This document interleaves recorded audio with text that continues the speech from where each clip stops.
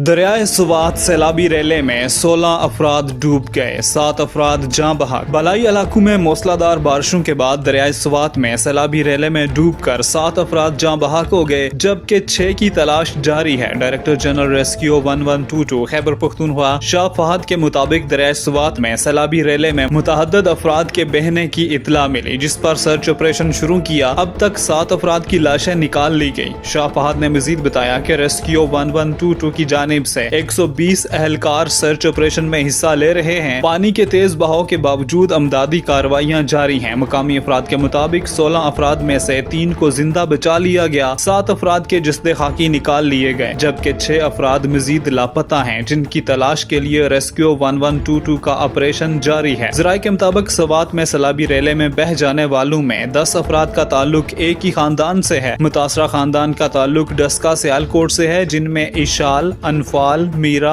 आयमा, अयान, निमरा और शर्मेन शामिल हैं। सियालकोट के मुतासरा खानदान से अजवा, अब्दुल्ला, रोबीना, जबकि कराची से ताल्लुक रखने वाले मोइजुल्लाह भी डूबने वालों में शामिल हैं।